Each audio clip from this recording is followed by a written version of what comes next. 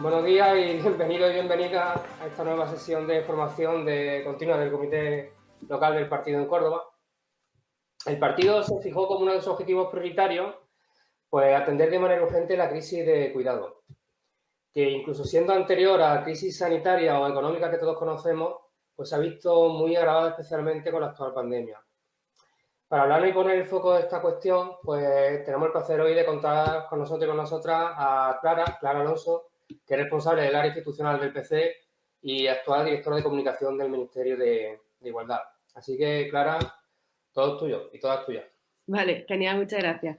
Vale, yo me he preparado como una intervención de unos 30 minutillos, ¿vale? Así de apertura, pero si a lo largo de la intervención me queréis hacer preguntas, o sea que yo creo que como además estamos poquitas, que podemos también ir dialogando según vamos viendo cosas. Y bueno, la idea sobre todo es como hacer un diagnóstico de la situación de los cuidados, como una foto de cómo está la cosa ahora a nivel de datos y bueno, porque los datos evidencian que esa crisis de cuidado no solo no desaparece, sino que con la crisis sanitaria y de la COVID-19 se está haciendo más, se está agravando. Luego, intentar a partir de esos datos y de un análisis de la situación concreta, preguntarnos de dónde viene o qué lectura hacemos de esa crisis de cuidados, por qué se produce, por qué en el sistema capitalista actual se dan estas crisis, cómo afecta a las mujeres, etcétera.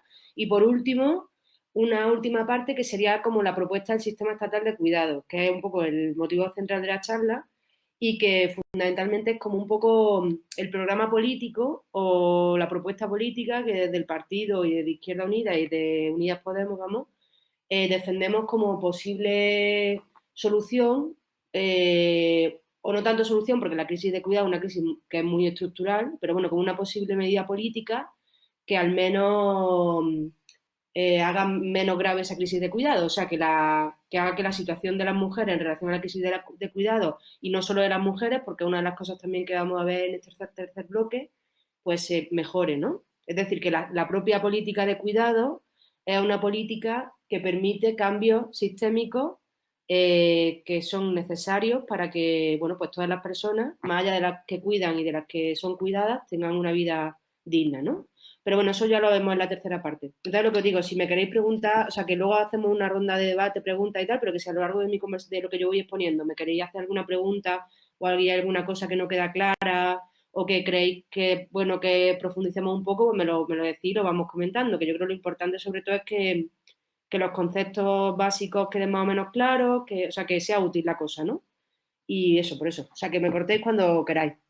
Entonces, lo primero que os iba a decir es lo del diagnóstico, cómo es la situación actual, una última foto que nos hace ver lo que os decía, ¿no? Que la crisis de cuidado no solo no se ha agravado, sino que con la pandemia se ha hecho más grave.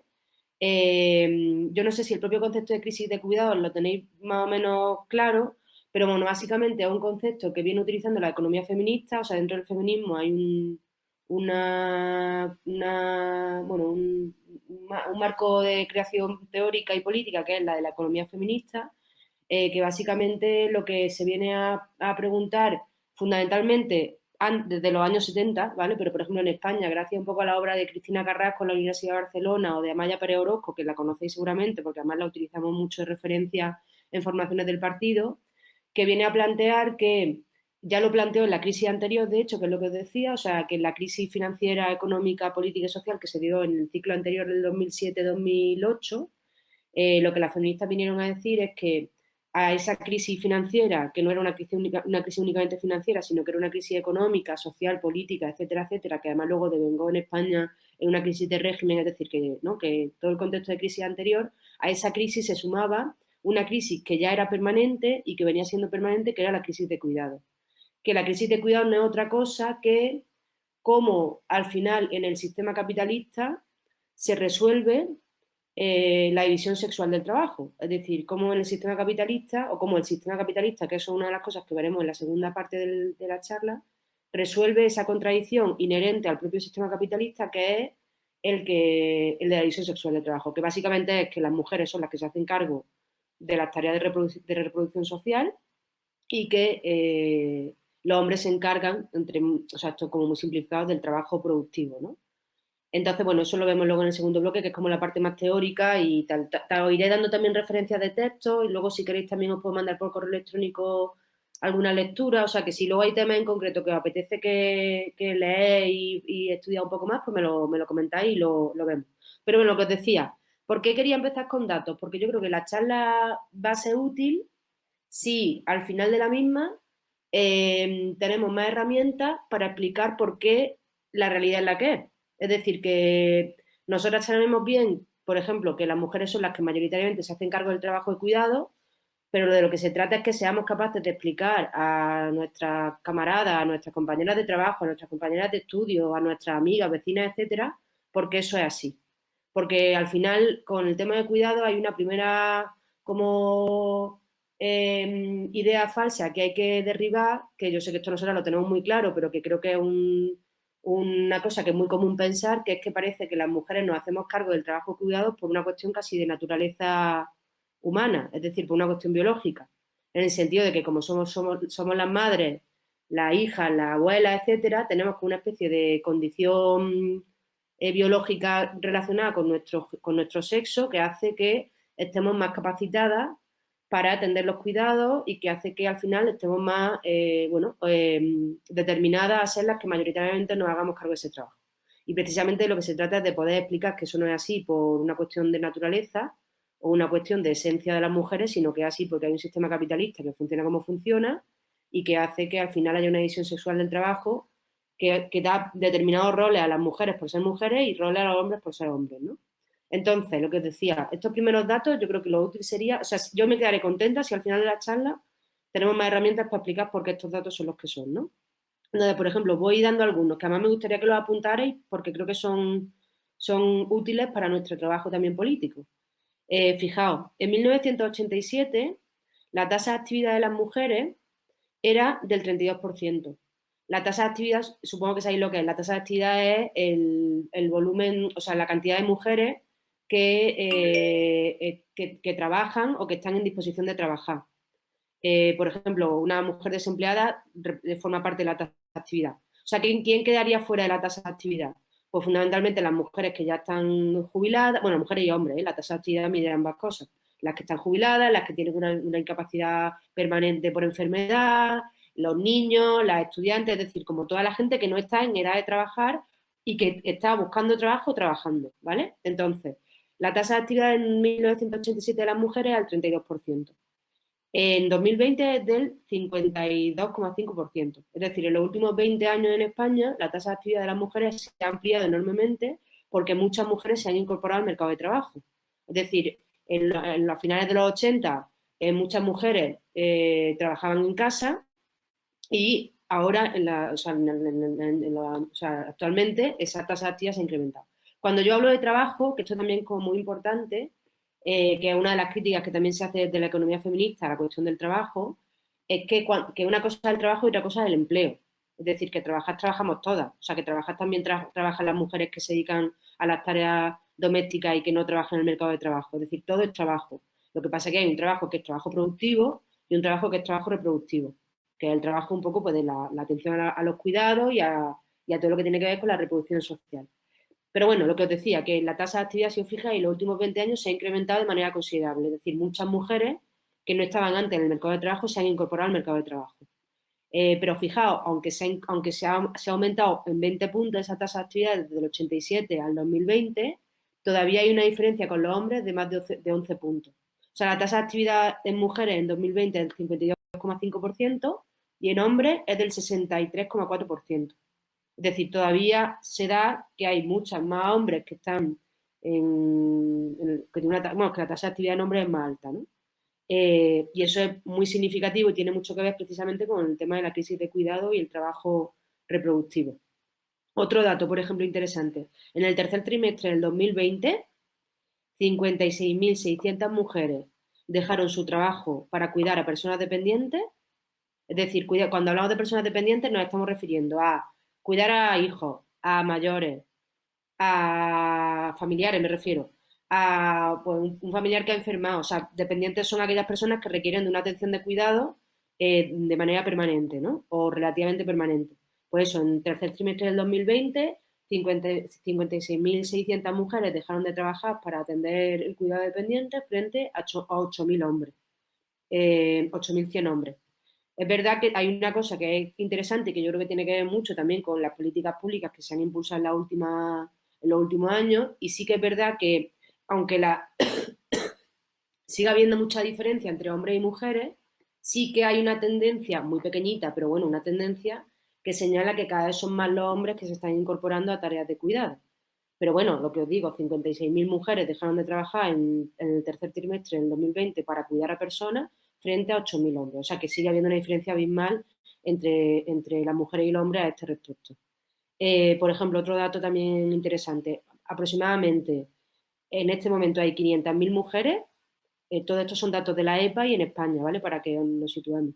Hay 500.000 mujeres que no buscan empleo, es decir, que son inactivas y que no buscan empleo por la causa principal por la que no buscan empleo es precisamente porque tienen que cuidar de personas dependientes.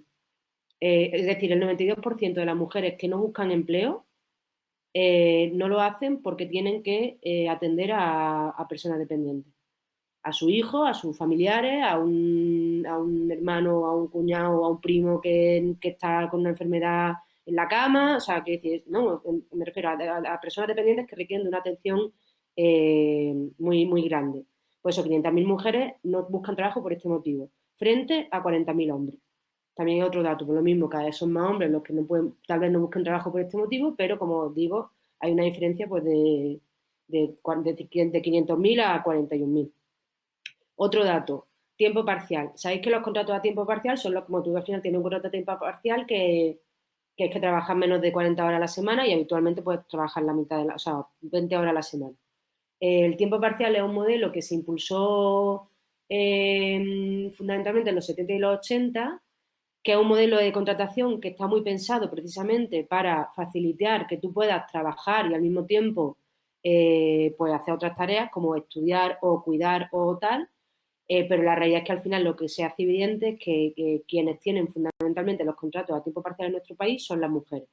Los contratos a tiempo parcial son muy, muy, o sea, son muy, muy precarios, no únicamente porque tú tengas la mitad del salario. De hecho, pues al final si trabajas 25 horas, pues cobras ¿no? las 25 horas que trabajas a la semana.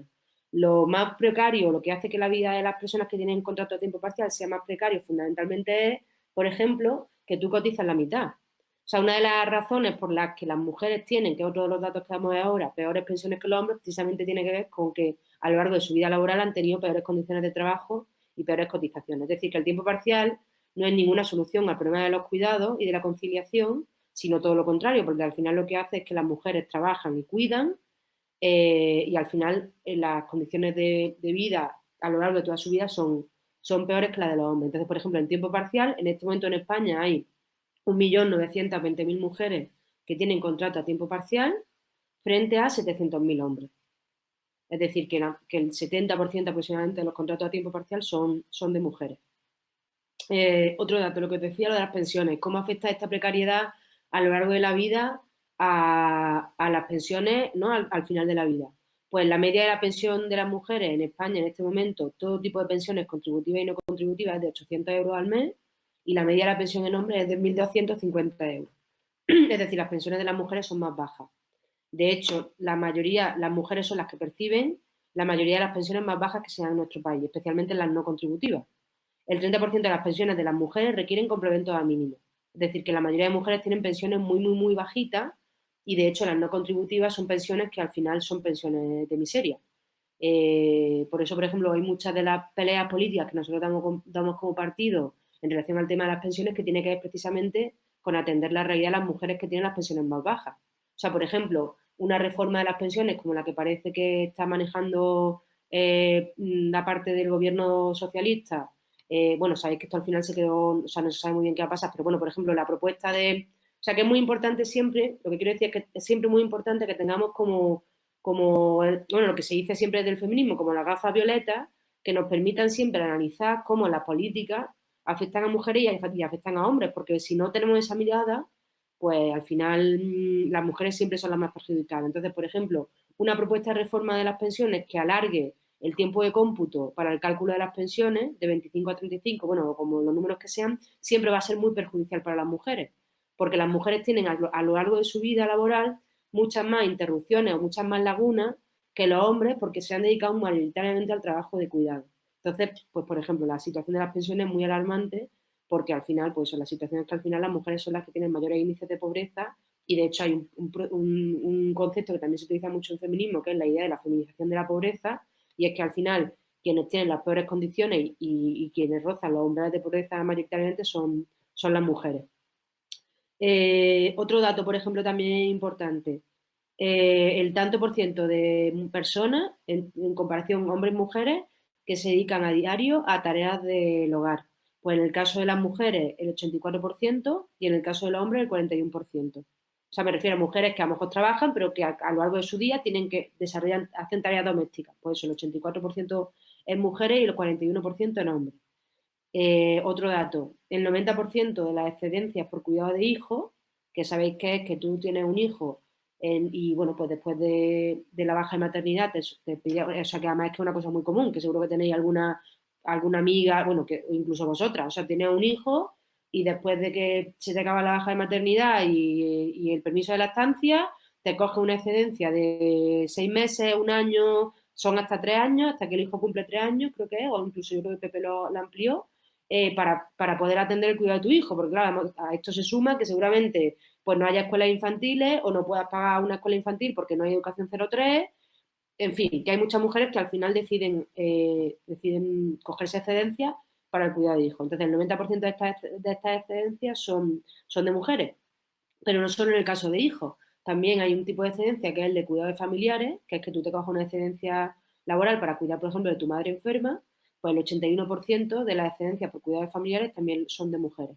Y es lo que decía, por ejemplo, aquí sí que es también llamativo, aunque es muy pequeño, pero bueno, sí que hay una cierta tendencia subterránea a que cada vez más hombres cojan este tipo de permisos. Pero bueno, es obvio que al final son mayoritariamente las mujeres las que se hacen cargo de todos estos trabajos. ¿Y esto qué efectos también tiene? Porque, o sea, que luego, quiero decir que yo creo que cuando analizamos la realidad de las mujeres, es muy importante que nuestros análisis sean estructurales. Quiero decir, que conectemos lo que nos pasa por ser mujeres con la mirada sobre el sistema patriarcal y sobre el capitalismo. Quiero decir que al final lo que nos pasa por ser mujeres no es un problema, como decía al principio, no tiene que ver ni con nuestra naturaleza nacida mujer, ni con que tengamos menos problemas de salud mental, por ejemplo, ni porque seamos más débiles. O sea, que todo lo que nos pasa a las mujeres por ser mujeres tiene que ver primero con un problema colectivo, estructural, con un sistema patriarcal, es decir, que por ejemplo, frente a los discursos de la derecha y la extrema derecha que hacen pensar que los problemas patriarcales tienen que ver con individuos retorcidos, por ejemplo, una cosa que siempre dice Vox. Vox siempre dice, no violan los hombres, violan los violadores, no agreden los hombres, agreden los agresores. O sea, esos discursos al final lo que pretenden es hacer pensar que los problemas que tienen que ver con el machismo, con el sexismo y con el patriarcado son problemas individuales de hombres que son como fallos del sistema y de mujeres que son fallos del sistema. Pero lo importante es que nosotras todo el tiempo llevemos el análisis a lo estructural, a lo patriarcal, a lo capitalista, ¿no? Es decir, que todo el rato entendamos que lo que nos pasa por ser mujeres precisamente nos pasa por ser mujeres.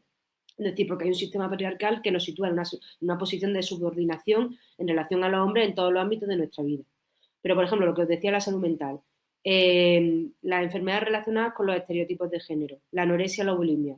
En mujeres, aunque ahora es verdad que sí que hay mucho rollo de los hombres que se cuidan y bueno, también hay cierto cambio, pero en mujeres, por ejemplo, la anorexia nerviosa se da 7 veces más en mujeres que en hombres.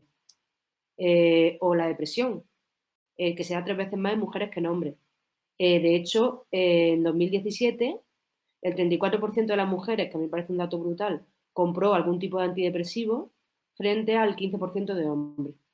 Que las mujeres requieran de más antidepresivos, como digo, no tiene que ver con que las mujeres sean más débiles o más, no sé, o estén menos preparadas para la vida o todo lo contrario. O sea, tiene que ver con que al final, por el hecho de ser mujeres, eh, conllevamos una serie de sobrecargas de nuestras espaldas que hacen que pues, la vida sea mucho más difícil de llevar. O, por ejemplo, otro dato que también se ha leído mucho durante la pandemia.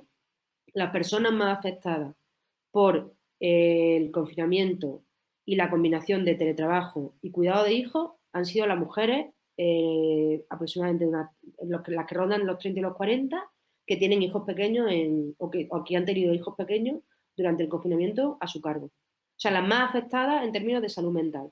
O sea, también hay otra señal de tal. O, por ejemplo, otra cosa que os voy a contar, hay un informe muy chulo del Instituto de las Mujeres que hicimos justo después del confinamiento, que es el impacto de la COVID-19 desde el punto de vista de género.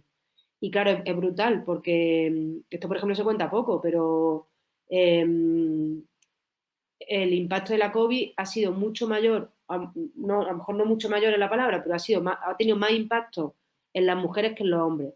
¿Por qué ha tenido más impacto en las mujeres que en los hombres? Por ejemplo, pues por ejemplo, porque el 66% de las personas que trabajan en el ámbito de la sanidad son mujeres.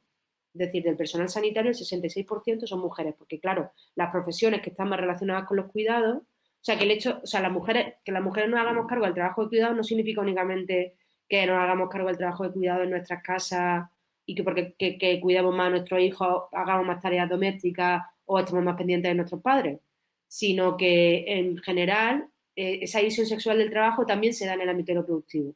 Y las mujeres somos las que ocupamos las profesiones que más vinculación tienen, por ejemplo, con el trabajo de cuidado. Otro dato, el 84% del personal que trabaja en residencias de mayores son mujeres.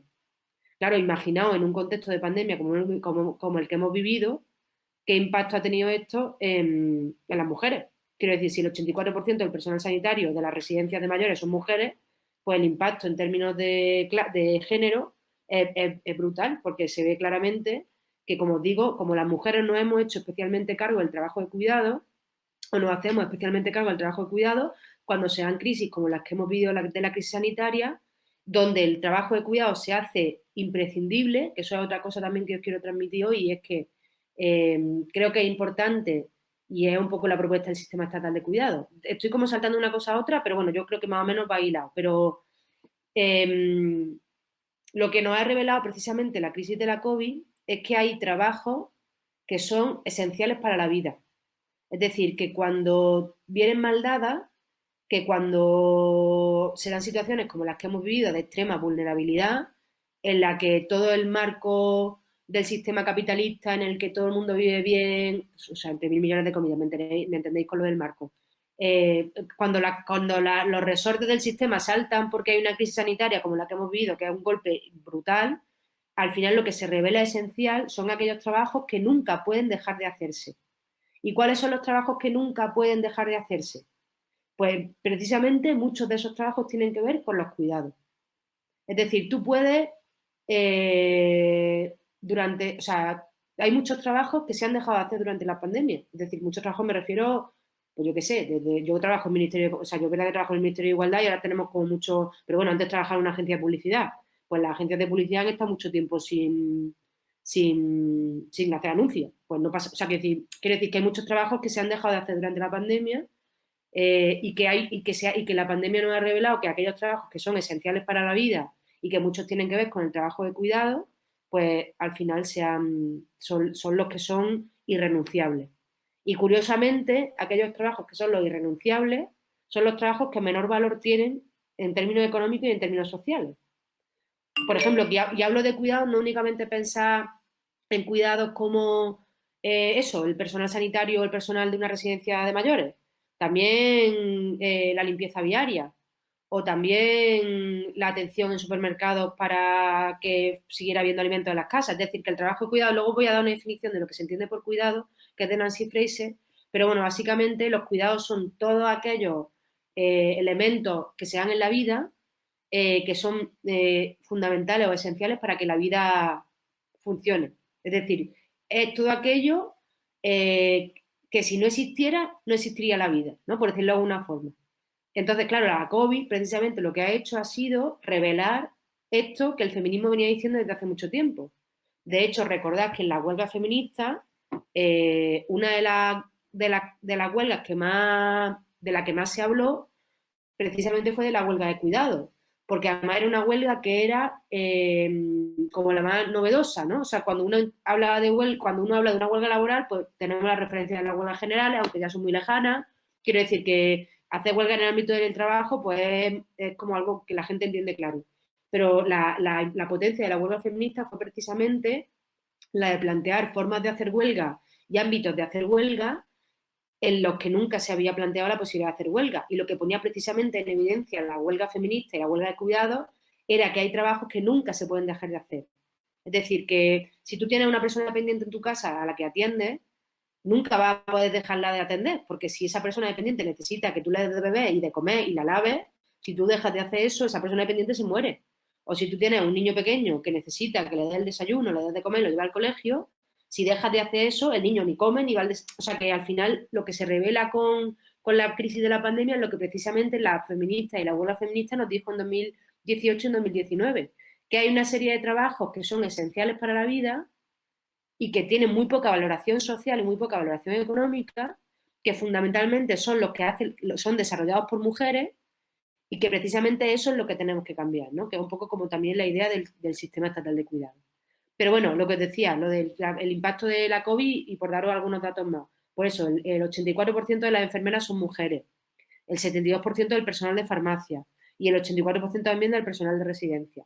Pues claro, el impacto de la COVID en las mujeres ha sido mucho mayor. Además, las mujeres se han hecho fundamentalmente cargo del trabajo de cuidado en las casas durante el confinamiento, y no solo durante el confinamiento, sino durante todo el periodo de medidas de restricción. Y luego otros elementos, porque, por ejemplo, en España hay 1.800.000 familias monoparentales, es decir, familias en las que hay un único progenitor. De ese 1.800.000, que no es ningún, o sea, que son 2 millones de familias prácticamente, el 80% están encabezadas por una mujer.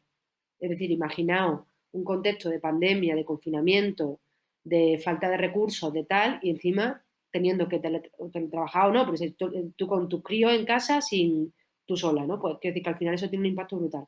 Y luego lo que os decía, al final también todo eso se traduce en que las mujeres manejan más tasas de precariedad en el ámbito laboral, más tasas de pobreza, se da la feminización de la pobreza, etcétera, etcétera, etcétera.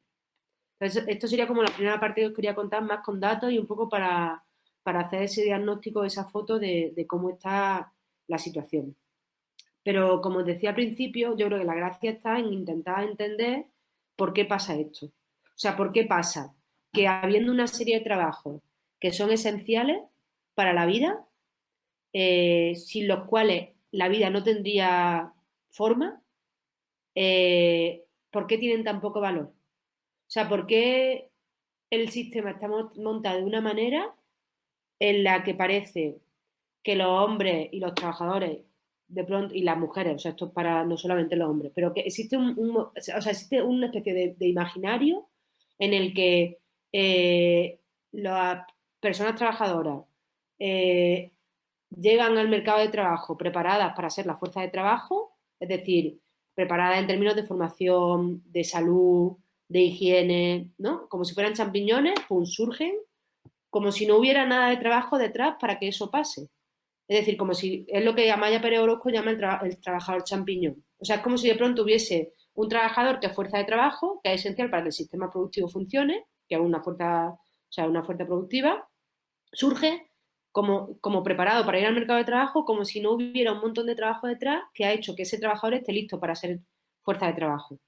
Todo ese trabajo que hay detrás, que es lo que permite que ese trabajador pueda incorporarse al mercado del trabajo, es precisamente el trabajo reproductivo, es el trabajo de cuidado, que es el trabajo que fundamentalmente hacen las mujeres y que hacen que esa persona haya recibido una educación, o sea, haya recibido una atención fundamental cuando era un niño, haya recibido una formación y una atención y unos afectos y un acompañamiento esenciales para hacerle ser una persona ¿no? Formada y no únicamente formada en términos de formación académica, entendeme cuando quiero decir formada, educada, no sé, que sabe vestirse, comer, que no sé, que sabe conversar, o sea, que cualquier formación más allá de lo académico. Como si todo eso hubiese pasado por arte de magia. Pues precisamente la pregunta es esa, o sea, ¿qué es lo que funciona o cómo funciona el capitalismo para que pueda parecer que al final ese trabajador no tiene un montón de trabajo invisible detrás que le permite ser fuerza de trabajo? Y sobre esto ya se pregunta a Marx o sea, que esto son una pregunta muy recurrente en la teoría marxista desde siempre, aunque es verdad que aquí las feministas marxistas han tenido mucho que currar porque sí que es verdad que en general eh, el análisis del capitalismo siempre ha estado muy poco aterrizado en lo que tiene que ver con la realidad de las mujeres. Porque, por ejemplo, una cosa que también decimos nosotras siempre, ojo con esa idea que nos han contado de que las mujeres en España no trabajaban. Es verdad que yo daba el dato al principio de lo de la tasa de actividad que pasó en 2000, en el 87 era del 32 y en 2020 es del 52. Es verdad que se han incorporado muchas mujeres al mercado de trabajo, pero eso no significa que las mujeres no trabajaran antes.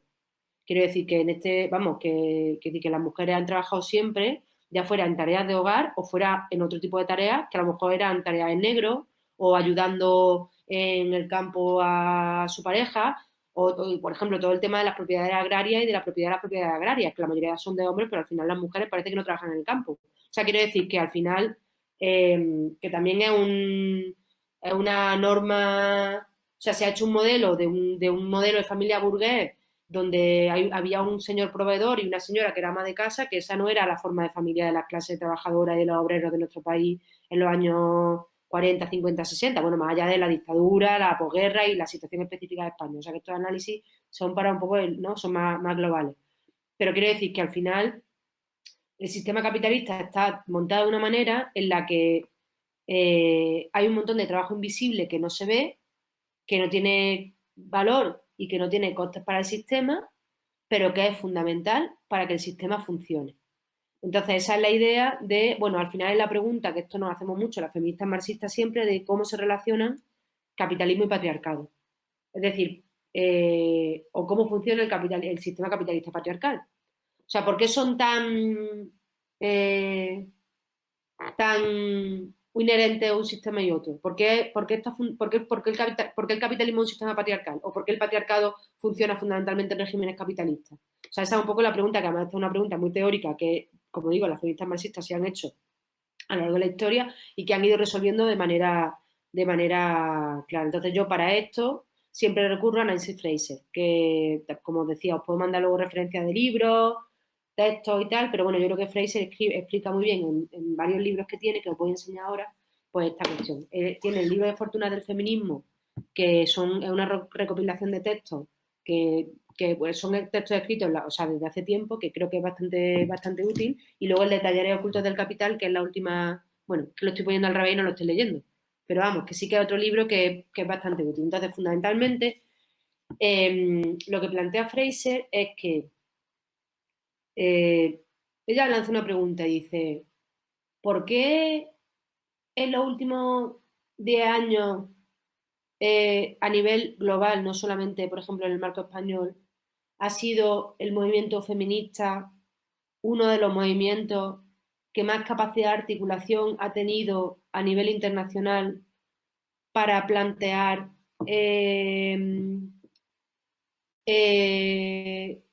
perdón, es que me han llamado y me he pintado, para plantear, como digo, una alternativa al sistema capitalista. ¿Por qué en España hemos tenido las huelgas feministas que han sido la expresión de conflicto social que más capacidad ha tenido de plantear que el sistema tal como está articulado no responde a las necesidades de la mitad de la población? Precisamente lo que dice Fraser es que en gran medida la potencia del feminismo y de su capacidad de articular luchas, no solamente en España, sino en todo el mundo, porque pensar en la huelga feminista, pero también podríamos pensar en lo que está pasando en Polonia con la reforma del aborto, o podríamos pensar en las marchas de las mujeres en Estados Unidos respondiendo a Trump hace años, o podríamos pensar en Argentina. O sea, que si os fijáis, si uno piensa ejemplos de lucha a nivel internacional que incluso hayan conllevado éxitos políticos en concreto, como por ejemplo el aborto en Argentina, o no, porque por ejemplo en Polonia pues la situación es la inversa, pero bueno, o sea, si hay un movimiento político que está teniendo capacidad de articular una respuesta frente a un sistema que está saltando por los aires, es precisamente el feminismo. Y Fraser se hace esa pregunta. Y su respuesta es que precisamente una de las contradicciones que peor resuelve el capitalismo en su fase neoliberal es decir, en el capitalismo actual, es precisamente la contradicción de la reproducción social, que es aquella que atiende a cómo el capitalismo absorbe, chupa, no sé cómo decirlo, o sea, se apropia de todo el trabajo invisible de cuidado y de atención a las personas, de desarrollo de las personas, de los afectos, etcétera, etcétera, etcétera. O sea, el concepto de reproducción social es más amplio que el de cuidado, aunque yo lo uso indistintamente, pero sí que al final tiene que ver con esa pregunta, ¿no? O sea, ¿cuál es una de las contradicciones que más fuerza adquiere en el sistema capitalista, en la fase actual del capitalismo, es precisamente la de la reproducción social? Porque ¿cuál es la relación del sistema capitalista con los cuidados? Es muy contradictoria. Y además eso, como os digo, en un sistema en el que además hay una amenaza constante a los servicios públicos, en el que se acaba con los pocos recursos que había articulados, aunque en España muy deficientes desde siempre, en el modelo de Estado construido después de la Segunda Guerra Mundial. O sea, que como en la fase neoliberal, la lógica de acumulación de beneficios nos lleva a un momento en el que todo se vende y se compra y todo, ¿no? O sea, que en el que cualquier forma de protección social está en venta, pues eso también lleva a que esa crisis de cuidado, que precisamente tiene que ver con lo insostenible que es la atención del trabajo de cuidado en el sistema capitalista, haga que, bueno, pues que esa crisis de cuidado sea una de las expresiones más difíciles o más contradictorias del sistema capitalista en este momento. Porque la relación entre el capitalismo y la visión sexual del trabajo y los cuidados es bastante compleja, porque por una parte el capitalismo no funciona sin división sexual del trabajo, es decir, el capitalismo no funciona sin un modelo en el que hay un montón de trabajo invisible que es fundamental para la vida, pero que no se ve, no funciona sin esa división sexual del trabajo, pero al mismo tiempo la destruye. O sea, una relación muy contradictoria. Porque al final, como digo, el capitalismo no funciona sin esa obtención de fuerza, o sea, sin esa obtención de esa cantidad ingente de trabajo invisible, sin valor, que son fundamentales para que el sistema funcione, pero al mismo tiempo la lógica de acumulación capitalista está destruyendo los pocos resortes que hay para que ese trabajo se pueda desarrollar no solamente de manera digna, sino sin llevarse por delante a la mitad de la población, ¿no? Sería un poco esa idea. Entonces, hoy quería leer un poco la definición que hace Fraser del trabajo de cuidado. Ella, por ejemplo, define cuidado como las capacidades humanas disponibles para crear y mantener vínculos sociales que incluyen el trabajo de socializar a los jóvenes, construir comunidades y reproducir los significados compartidos, las disposiciones afectivas y los horizontes de valor que sustentan la cooperación social. O sea, si os fijáis, la definición de cuidado es mucho más amplia, no mucho más amplia, pero yo creo que a mí me gusta mucho esta definición de cuidado porque precisamente lo que pone el foco es que los trabajos de cuidado son, sí, planchar, fregar, hacer el desayuno, preparar la comida, bueno, esto ya no se hace porque ahora compramos ropa por 3 duros, pero vamos, coser la ropa cuando había que coserla, limpiar la casa, atender a la madre que está enferma, atender a la amiga que está deprimida, o sea, todos esos trabajos de cuidado, pero también el trabajo de cuidado, todo lo que tiene que ver con lo que os decía antes, o sea, una persona a lo largo de su vida recibe una formación, esa formación no es solamente formación académica, o sea, yo soy Clara y yo no soy Clara porque haya estudiado en el Instituto Ángel de Savera de Córdoba y luego estudiara en la Complutense de Madrid Periodismo. Yo soy Clara porque he tenido una familia que me ha educado de una determinada manera, porque luego he desarrollado mi vida con mis parejas, porque ahora tengo una hija, o sea, quiere decir que al final lo que nos define como personas, lo que nos hace ser quienes somos, no únicamente tiene que ver con nuestra formación, sino que tiene que ver con nuestra socialización, con cómo nosotros nos hemos relacionado con el mundo, con cómo hemos construido una comunidad, qué papel hemos jugado en esa comunidad, todo ese tal. O sea, entonces yo creo que esa idea me parece que es como muy importante porque precisamente lo que hace es algo que para mí es esencial, que es poner en valor los cuidados. Que esta también es otra idea que os quería transmitir.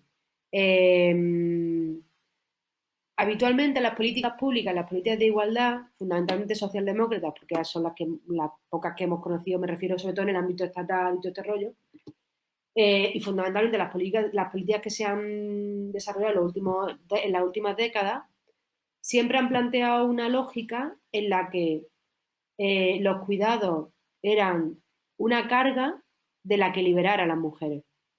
Es decir, al final la cuestión era, las mujeres tienen una doble explotación, una doble carga de trabajo, bueno, la explotación lo decíamos más nosotros que los socialdemócratas, pero bueno, una doble carga de trabajo, porque se tienen que hacer cargo del trabajo en la casa y se hacen cargo también del trabajo fuera de la casa, y por tanto lo que tenemos que hacer es medidas que permitan a las mujeres liberarse de la carga de cuidado, es decir, quitarles carga de cuidado para que ellas puedan desarrollar sus carreras profesionales en igualdad de condiciones con los hombres. Esa idea, que tiene que ver mucho con un modelo de estado de bienestar que sabemos muy bien nosotros que no existe, es una idea en la que era importante que las mujeres se liberaran de la carga de los cuidados para poder tener carreras profesionales ascendentes en una lógica de ascenso social, que era la lógica de funcionamiento del propio estado de bienestar, en el que tú tienes una promoción social, que es la que además la crisis anterior y las crisis que se han dado en la economía en la última, no solamente la anterior, sino incluso también la crisis de los 90, etcétera, hizo saltar por los aires. ¿Qué fue lo que hizo saltar por los aires? A ver si explico bien esta idea. Nosotros fuimos educadas, por ejemplo, mi generación, yo soy del 84, ¿vale? Mi generación fue educada, y la anterior también, yo creo incluso la de mi pareja, que mi pareja es del 73 y mi hermano es del 80, vamos, incluso los más jóvenes que yo. Fuimos educados con la lógica en la que te dijeron, tú tienes que estudiar una carrera. Yo, por ejemplo, me considero muy afortunada porque a mis padres tienen estudios universitarios, mi madre es médica, o sea, que encima yo vengo de una familia donde ha habido estudios universitarios antes que yo, tal, pero bueno, en general lo que solía pasar era, tenéis que estudiar una carrera universitaria, cuando estudiéis una carrera universitaria podréis tener una formación y, por tanto, podréis aspirar a un trabajo más digno del que han tenido vuestros padres, y eso va a hacer que la riqueza ascienda, ¿no? Esa es como la lógica un poco que funciona con esta idea del estado de bienestar, de la promoción social y de tal. ¿Qué es lo que hace que las crisis del capitalismo hagan que esa idea salta por los aires? Porque al final la realidad es que yo no vivo mejor de lo que vivieron mis padres, que una de las esencias también del propio 15M, de la huelga, ¿no? De todo el ciclo movilizador que se dio después de la crisis del 2008. No es que no, o sea, no es que no vivo mejor que mis padres, es que de milagro algún día podré tener una casa, es decir, que incluso, o sea, mi generación que vivió bajo ese paradigma del marco de la modernización europea, ¿no? Yo que soy un poco hija de los primeros años del socialismo de González y luego de Zapatero, pues también, o sea, las crisis hacen que todo ese paradigma del ascenso social, de la promoción social, salte por los aires. Y eso es lo que precisamente también dicen las feministas con la crisis de cuidado y con esta idea de que lo que hay que hacer es precisamente cambiar el paradigma. Y por eso para mí la propuesta del sistema estatal de cuidado me parece tan potente, que es la lógica de los cuidados son una carga de la que hay que librar a las mujeres, ya no funciona, porque al final las mujeres tienen vida de precariedad, de pobreza, y no es real que el hecho de que tenga, ¿no? O sea, no es real que esa liberalización de los cuidados, o sea, no es real que al final eso signifique que las mujeres tengan mejores condiciones de vida, sino que hay que invertir la lógica. Y precisamente lo que hay que hacer es poner los cuidados en valor, pero no solamente en el sentido de que de pronto lo sigamos desarrollando las mujeres. O sea, yo no hago una defensa de los cuidados desde el planteamiento de que yo como madre quiero dejar de trabajar para cuidar a mi hija, sino desde la lógica de que el principio y el valor de los cuidados es lo que tiene que orientar el necesario cambio de sistema. Es decir,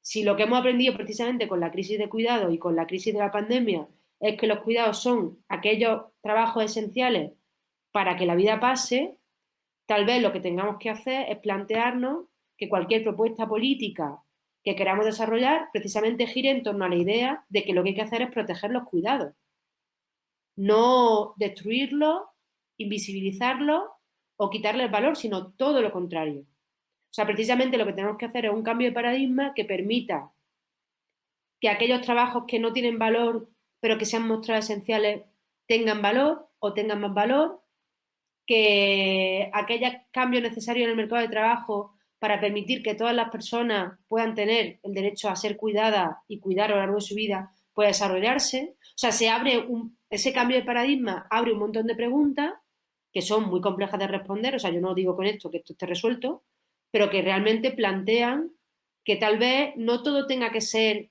articular medidas para que las mujeres puedan estar en el mercado de trabajo en igualdad de condiciones con los hombres, explotadas y disponibles 24 horas para producir. Es que tal vez lo que tenemos que hacer precisamente es cambiar las normas del mercado de trabajo para que una persona a lo largo de su día pueda atender el mercado productivo, pueda atender al trabajo reproductivo y pueda atender a lo que le dé la santísima gana. Quiero decir que además también en el ámbito de los cuidados puede entrar el autocuidado. El que tú digas, pues yo quiero tener tiempo a lo largo del día también para leer, para estudiar, para darme un paseo o para ir al gimnasio. O sea que también hay un ámbito que tiene que ver con el cuidado propio que es esencial. Entonces, la idea del sistema estatal de cuidado, yo no sé cuánto tiempo, llevo mucho tiempo ya, ¿no? Me estoy enrollando un montón.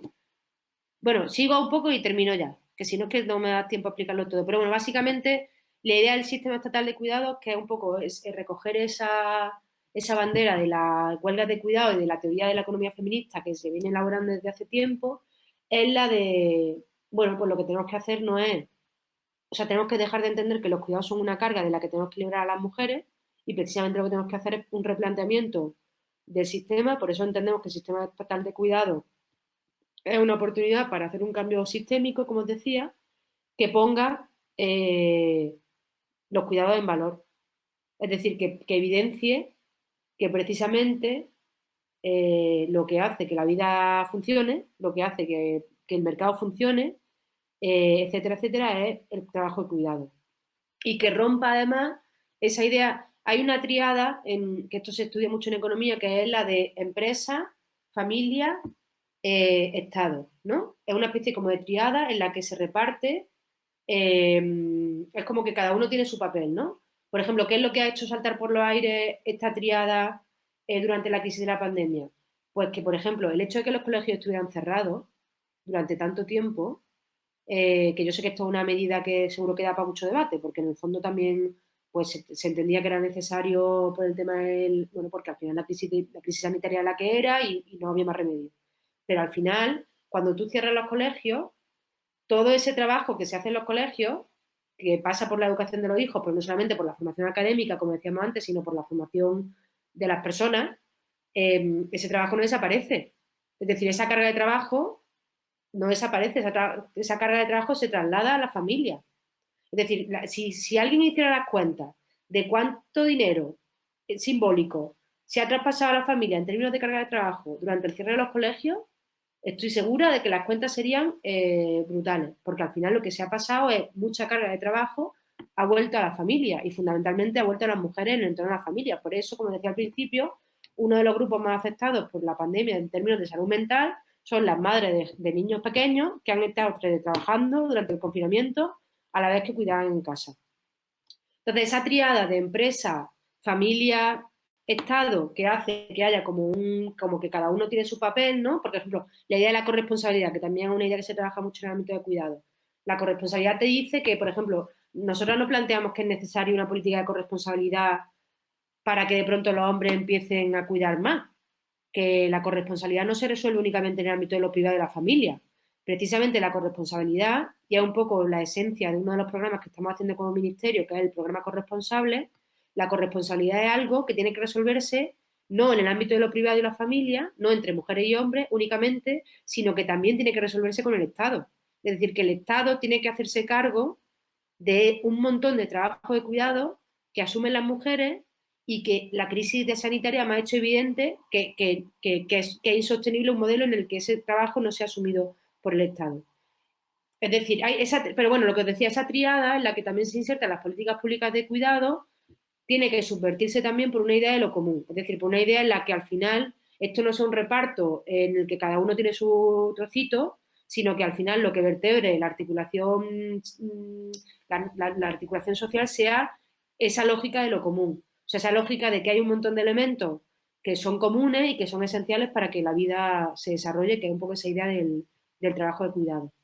Entonces, no solamente pasa porque el Estado invierta más, por ejemplo, yo qué sé, pues el programa de políticas públicas, que nosotros tenemos un documento que también os mandaré, que es el de hacia un sistema estatal de cuidado, que es un documento que elaboramos un grupo de feministas en el momento del confinamiento, que yo lo he releído ahora para esta charla. La verdad que el documento es muy interesante porque lo que básicamente plantea es como un plan de emergencia para el sistema estatal de cuidado en el contexto de la crisis sanitaria. Que además este documento lo hicimos en el momento en el que os acordaréis, porque hubo un momento cuando estábamos en pleno confinamiento, en la primera oleada de la COVID, que nos pusimos a trabajar mucho pensando, me río por no llorar, pero vamos, que al final la crisis sanitaria podía abrir una oportunidad para un cambio político importante después de la crisis sanitaria, ¿no? O sea, que al final la crisis sanitaria impugnaba el propio modelo capitalista y que eso hacía, o se abría una ventana de oportunidad en el que poder plantear cuestiones que hasta ese momento eran muy difíciles de plantear porque al final no había como muy poco espacio para plantearlas. Pero bueno, este documento es bastante chulo porque plantea como línea de políticas de emergencia, que sería como una línea de atender las emergencias más urgentes con el tema del trabajo y cuidado. Por ejemplo, todo lo que tiene que ver con el empleo de hogar, las condiciones de las trabajadoras de hogar, las condiciones de las trabajadoras de los servicios de asistencia a domicilio, o sea, todo lo que tiene que ver con el trabajo productivo de cuidado, y luego también una línea que tiene que ver con el ámbito de los recursos y los servicios públicos, pues la urgencia del 03, la urgencia de todo lo que tiene que ver con tener redes de cuidado, y luego también medidas muy orientadas al mundo laboral y al mercado laboral. Porque al final la propuesta del sistema estatal de cuidado, ya termino, o sea, ¿cuál es un poco el planteamiento? O sea, en este momento, hasta ahora ha habido políticas de cuidado que han ido poniendo pequeños parches para intentar atender a la crisis de cuidado. Por ejemplo, pues la ley de igualdad o la ley de dependencia o bueno, los pocos recursos públicos que hay para atender a los cuidados, lo poco que se ha avanzado en educación 03. O sea, ha habido políticas públicas para intentar facilitar sobre todo, fundamentalmente, la conciliación laboral y familiar de las mujeres para intentar potenciar políticas de corresponsabilidad, etcétera, ¿no?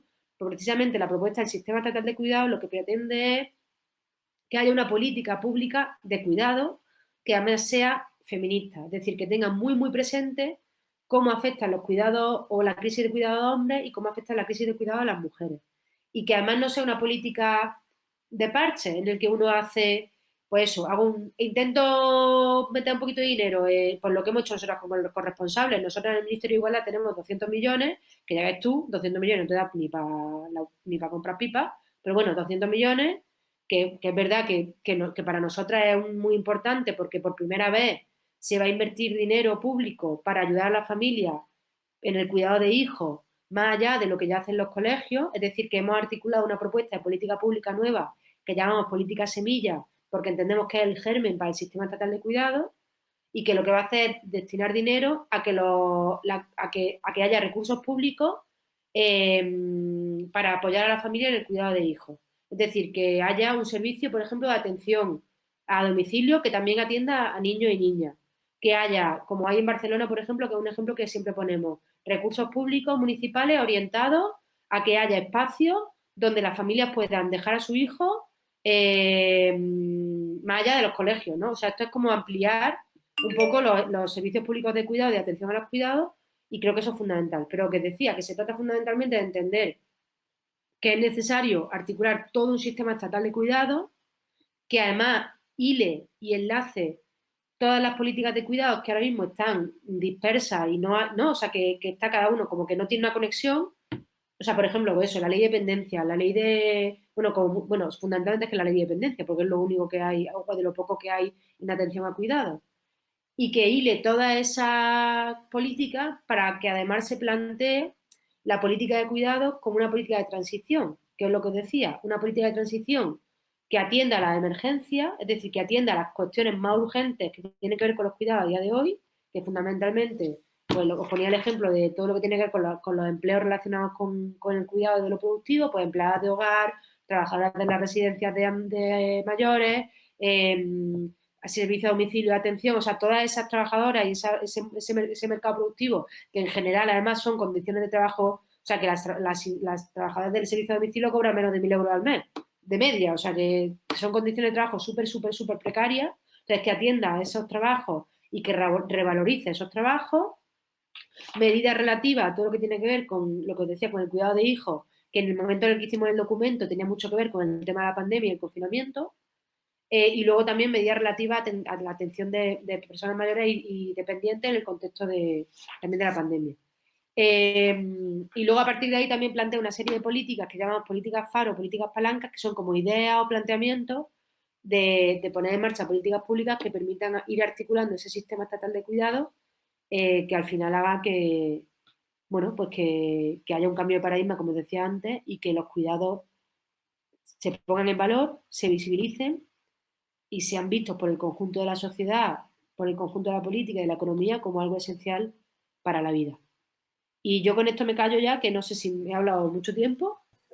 Y tenemos ya por aquí 2 palabras, muchísimo más interesantes que la mía. Jerry, por favor. Vamos a ver, para que hubiera un reparto, no sé, desde una propuesta del Estado, ¿no sería una cosa el reparto del trabajo? Yo creo que sería importantísimo, ¿no? Que sea de verdad reparto del trabajo de hombres y mujeres, porque tampoco se trata de que el trabajo sea lo prioritario en nuestra vida. Es una parte de nuestra vida, pero no todo. Y claro, si hubiera un reparto eficaz de trabajo, yo creo que la vida sería mejor para todas, ¿no? Hombres y mujeres. Y por otra parte, para poner en valor los cuidados, la valoración social está muy unida, ¿no?, a la valoración económica. ¿No sería también importante plantear, o no sé, el que las personas que llevan esos cuidados en el ámbito del hogar tuvieran un sueldo? Pues mira, yo creo que la cuestión del reparto del trabajo, sabéis que, por ejemplo, hay una propuesta, o sea, luego todo esto, porque además yo tengo o sea, que una cosa es que tú lo plantees desde la propuesta política y luego su articulación, bueno, para empezar, por ejemplo, porque en el Ministerio de Igualdad no tenemos competencia en todo lo que tiene que ver con esto, o sea, que luego la realidad política es que al final cualquier política de este tipo no puede depender de un ministerio, o sea, que tiene que ser una política del conjunto del gobierno, etcétera, etcétera. Pero, por ejemplo, hay una propuesta que ha cogido algo de vuelo, que es lo de la reducción de la jornada a 4 días.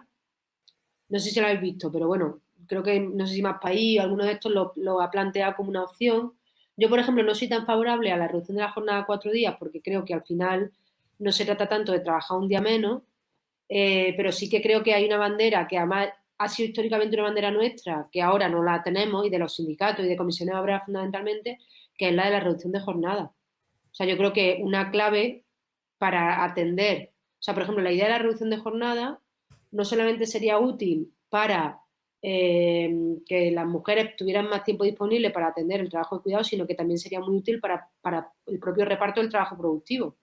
Y las 35 horas es algo que ahora que nosotras llevamos mucho tiempo sin reivindicar, pero yo incluso creo que desde una lógica del planteamiento del cambio de paradigma tendríamos que ir más allá de las 35 horas. O sea, que tú puedas reducir tu jornada de trabajo sin reducción de salarial y que al final la jornada de trabajo vaya hacia una tendencia en la que hay una reducción de, pues eso, de la jornada.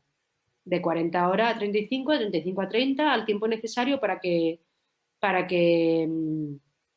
tanto hombres como mujeres puedan atender todos los ámbitos de la vida. La realidad es que al final las reducciones de jornada que hay son reducciones con salario. Y, por ejemplo, el plan Me Cuida, que es un plan que ha promovido nuestra camarada, bueno, Yolanda desde el Ministerio de Trabajo. El plan Me Cuida es un plan que plantea la posibilidad de que tú puedas reducir tu jornada, y la clave o lo importante del plan Me Cuida en el contexto de la crisis sanitaria era que permitían que los trabajadores la plantearan su reducción sin necesidad de negociar con el empresario. Es decir, porque al final, habitualmente lo que suele pasar con las reducciones de jornada, yo por ejemplo que trabajé un tiempo en un sindicato y negociaba muchos planes de igualdad. La pelea con las reducciones de jornada fundamentalmente tenía que ver con la elección de turno. Es decir, que tú puedes trabajar en un trabajo que tenga una jornada de 9 a 6 y te reduces 2 horas la jornada, pero eso en contextos de trabajo en los que, por ejemplo, se trabaja a turnos, pues es muy complicado. Porque al final también la reducción de jornada te da derecho a elección de turno y, por ejemplo, pues en las grandes superficies esto era siempre un follón porque, claro, las trabajadoras tenían preferencia de elección de turno por cuidado de hijos. Es decir, imagínate, pues yo quiero un turno de mañana, porque yo turno de tarde y turno de noche no puedo porque estoy con los niños.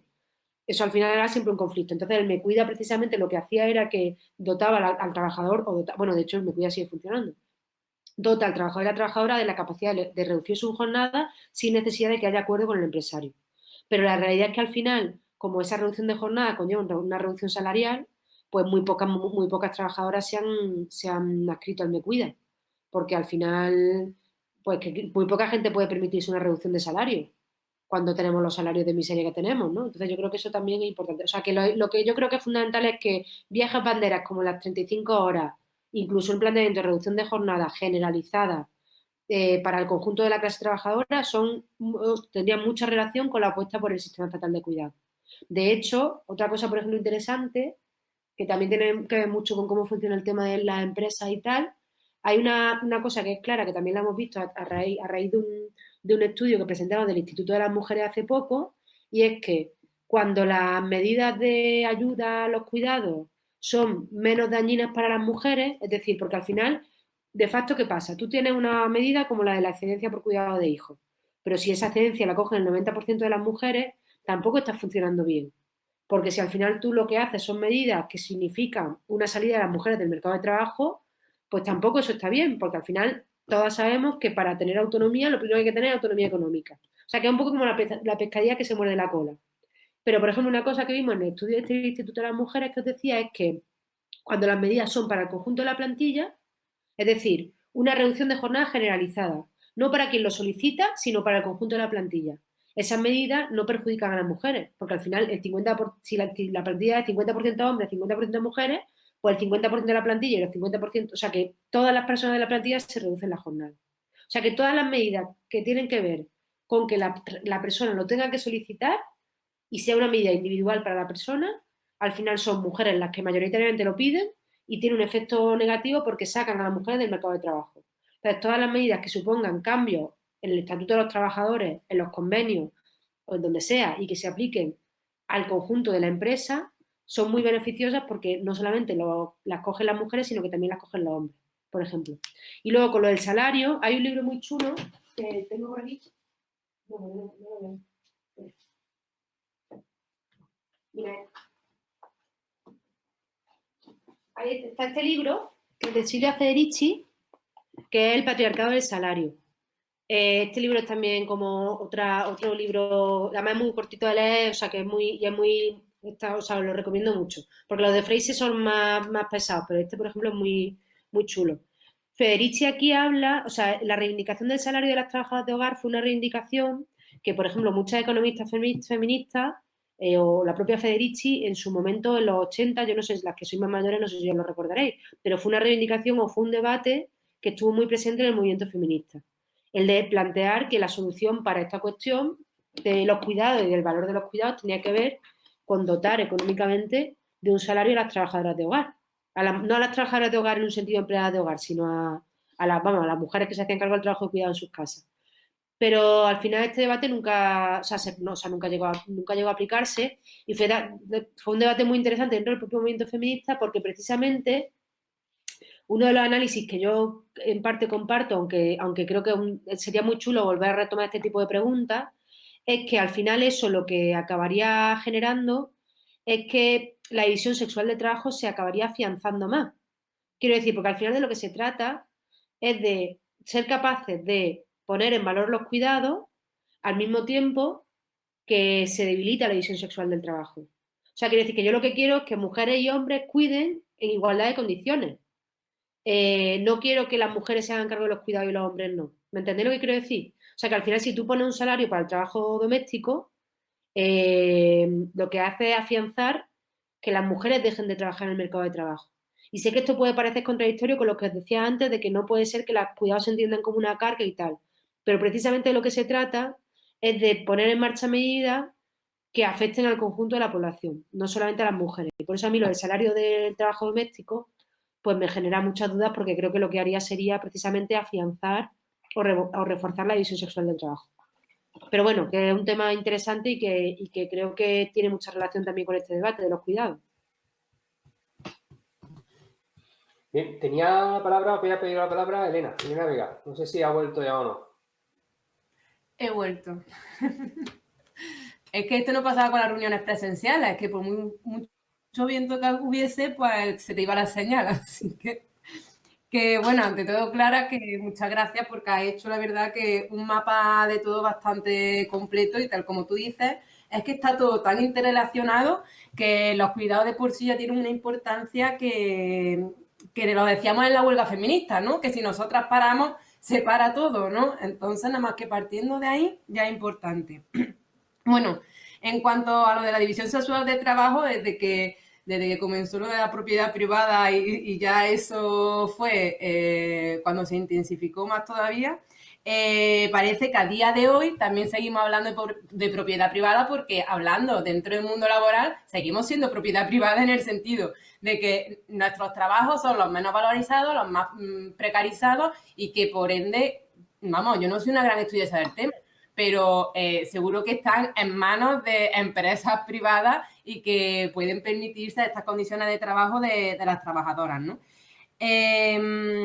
Por lo tanto, sí creo esencial, ¿no?, este sistema estatal de cuidado, que toda esta economía social o de cuidado, ya sea de hijos, de personas mayores, dependientes y demás, pues sea realmente un asunto social, ¿no?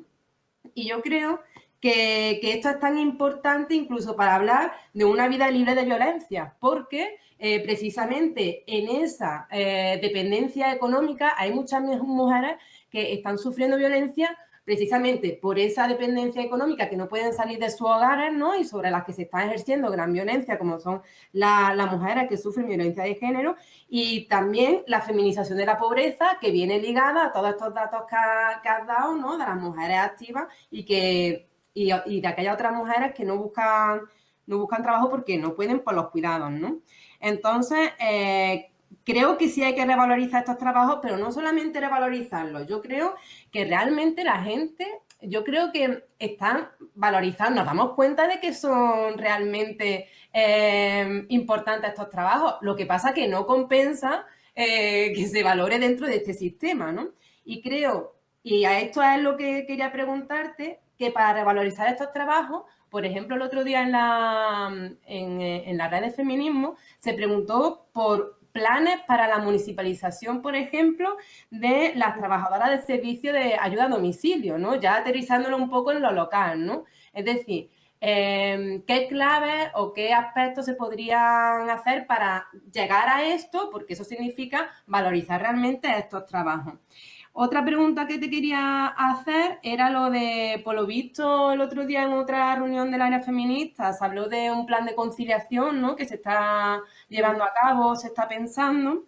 Y también otra cosa que decías, que no debemos de olvidarnos de que todo esto viene por un sistema estructural, es cuando se anunció lo del permiso, lo de la equiparación de permisos de maternidad y de paternidad y maternidad, donde hubo muchas críticas que decían que, bueno, que incluso se criticó esta medida, ¿no?, porque realmente los hombres no se iban a encargar de los cuidados y van a recaer igualmente en las mujeres, ¿no? Cuando realmente, si lo hacemos desde un análisis, desde el sistema estructural, esta medida facilita que muchas mujeres, para acceder laboralmente, no sufran esa discriminación. Entonces, es verdad que tenemos que esa discriminación laboral de decir, no, porque tú luego vas a tener que cuidar a los niños, en fin, que muchas veces ese sistema de base nos olvidamos un poco. Y yo creo que no se me queda más nada atrás, así que muchas gracias, claro. Muy bien. Bueno, has tratado o sea, que todos los temas que has planteado son clave. Por ejemplo, hay otro libro que también es muy para nosotras, que es el de Federici, de Calibán y la bruja. Porque yo creo que hay una idea que para mí tiene mucha fuerza, que fíjate, no es solamente cómo el capitalismo potencia la división sexual del trabajo, sino que el propio capitalismo se construye sobre la división sexual del trabajo. Es decir, no existiría, o sea, el capitalismo, que es lo que decía antes o intentaba explicaros de Fraser, de la relación contradictoria y de la tendencia a la crisis que hay en relación a la crisis, a la contradicción de la revolución social. Sin división sexual del trabajo no se podría haber articulado el capitalismo tal como se articuló en la acumulación originaria. Y esa es una de las ideas que explica muy bien Federici en Calibán y la bruja. Es decir, que el capitalismo necesita de la división sexual del trabajo para su propio funcionamiento.